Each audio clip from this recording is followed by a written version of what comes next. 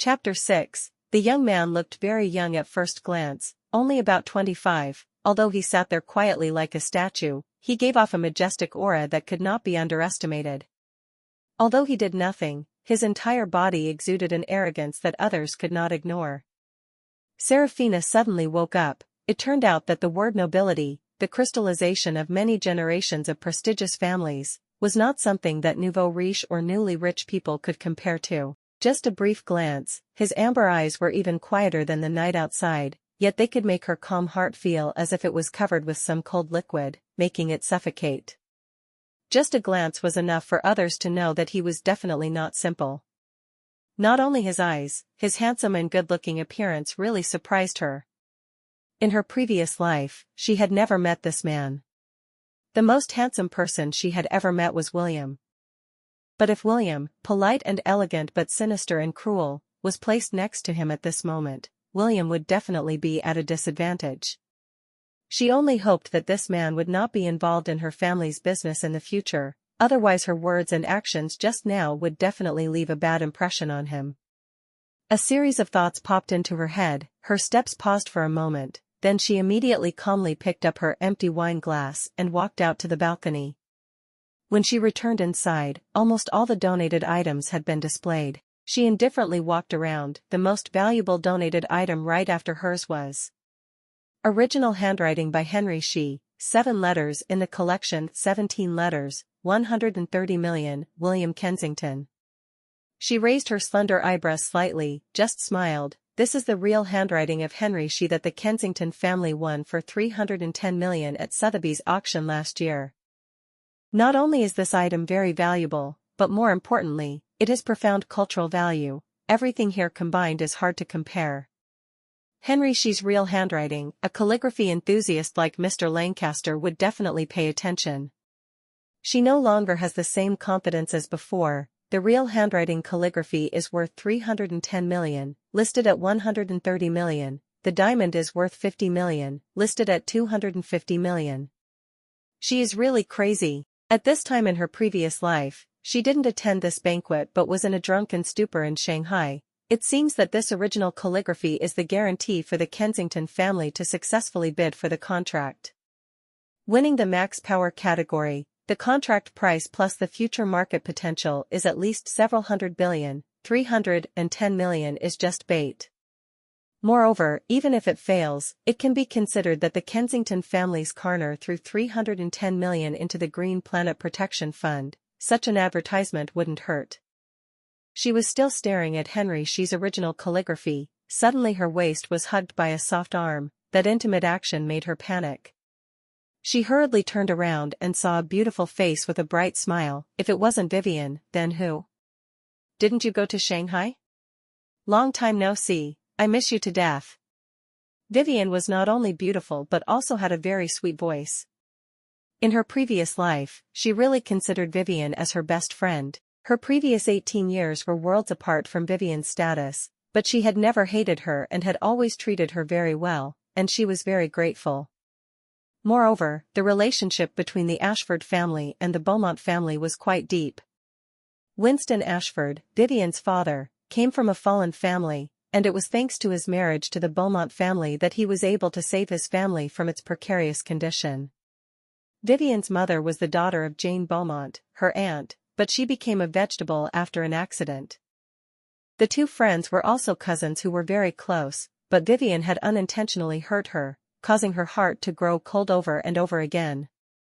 Vivian was very kind, so kind that when she fought back against Lily, she couldn't bear it and went to remind Lily, which led to her being tortured to death by Lily and her boyfriends. She was harmed by Vivian's carelessness, robbed of her shares, and humiliated and tortured. What she could not forgive was that Vivian accidentally found out that she was imprisoned, injected with drugs, and humiliated by Lily and William. She had repeatedly told her not to tell Theodore, but she accidentally revealed it to him, and he lost his life while looking for William to take revenge, and she didn't even get to see her younger brother for the last time. She knew that Vivian really didn't mean it, but Vivian was just a natural-born misfortune. She didn't have any hatred towards Vivian, but she really didn't want to have anything to do with her anymore. She coldly pushed Vivian's hand away, smiling hollowly. "You startled me. Vivian saw that Serafina's expression was too cold, unlike her previous best friend who always held her hand and smiled. She panicked. Are you angry with me and Lily? I know the relationship between you and Lily is not good, but you two are my best friends. Moreover, she has become my little sister in name now. Being stuck between you two, I'm also in a difficult position. Serafina, can you not be angry with me? In my heart, no one can replace you. Serafina was silent, her skin crawling. She didn't have lesbian tendencies. However, she was also a bit curious. If Vivian knew that her best friend Lily was actually her half-sister, would she still be as happy and calm as now? In her previous life, she accidentally overheard the conversation between Lily and her mother, recorded it and intended to reveal it, but was stopped by William halfway, and was treated horribly. At that time, she also learned that Megan did not pick up the wrong child, but because she admired Olivia's great Madame's fate, she deliberately switched her child. Megan also had no feelings for her, the daughter she had relied on for the past 18 years.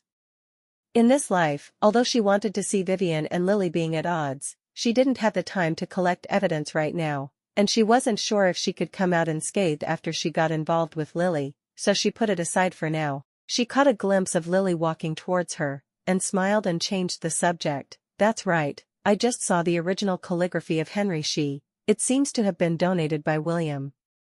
Your boyfriend is really generous. Vivian's face was red. We've only met a few times. How could he be my boyfriend? Don't talk nonsense, but her eyes were sparkling with joy. Vivian hadn't finished speaking when Lily's scolding laughter came from beside her. Vivian is so bad, you have a boyfriend but you didn't tell me. Serafina heard that, the corner of her lips curled up slightly. This girl was always interested in other people's boyfriends. Among the young men of the Kensington family, the one that women cared about the most was William, who was both talented and handsome, brave and resourceful. Although his father was just an ordinary person, his mother Mia Brown had a business mind. In just 20 short years, she had developed the Carner Automobile Company, which was a dowry when she married into the Kensington family, and was finally able to swallow the Brown Corporation on her mother's side, becoming the most powerful Carner group in the domestic automobile manufacturing industry. William inherited the gentle elegance and political strategy of his paternal family and the sinister and vicious business thinking of his maternal family. He devoted himself to his lover, did not hesitate to sacrifice his life for his friends, and pursued and killed his enemies. Unfortunately, Serafina was his enemy, and even more unfortunately, her enemy was not his friend, but his lover. He initially had a good feeling for Vivian, but unfortunately, Lily could not win the affection of any girl but had the affection of all men. After seducing William, she pretended to be pitiful and apologized to Vivian, saying that she did not know about the matter between Vivian and William. Vivian of course believed her, and even brought out her spirit of universal kindness, tears welling up in her eyes. She decided to let herself suffer and go and help others. After all, this girl who was harmless to both humans and animals had many people who liked her. Serafina spoke first, pulling Vivian's hand, smiling and saying to Lily, William is the most outstanding man I've ever met, the most suitable match for Vivian. Lily, now you know, don't steal our Vivian's boyfriend. She emphasized the word steal, making sure Vivian heard it. The biggest reason why Vivian forgave Lily in her previous life was because Lily swore with tears and snot that she didn't know anything. Now she knows. Vivian did not deny what Serafina said, not because she had special feelings for William, but because her close friend had spoken up for her. She already felt so sweet in her heart, how could she deny it without saving face for Serafina? Lily seemed unable to control her anger, and smiled awkwardly. Serafina, what are you saying? How could I steal Vivian's boyfriend? Serafina said bluntly, I heard that your classmates' boyfriends have all become your subordinates. I'm a little worried about Vivian. Vivian was a little stunned. She had never paid attention to this matter, nor had she heard anyone mention it. Now that Serafina said this, she vaguely felt that it seemed like it was true, and unconsciously clung to Serafina. Lily looked at the two people in front of her, feeling like her best friend had been snatched away. Her heart was upset, her face also turned cold.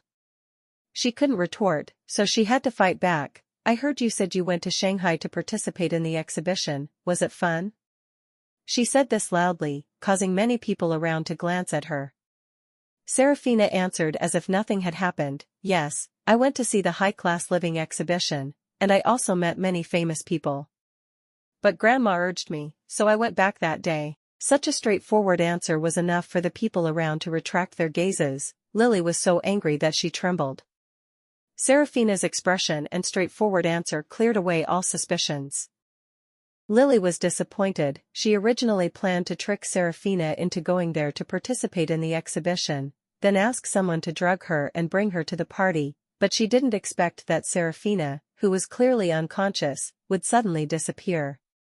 Lily lost this game and tried to set up another one. She suddenly sighed, "That's right, I wanted to go visit Mother these past few days, but I heard that you told Grandma not to let me step foot in the door, right? Why did you have to do that? I'm your mother's daughter too." After she finished speaking, her eyes filled with tears, looking extremely pitiful, causing many people to look over.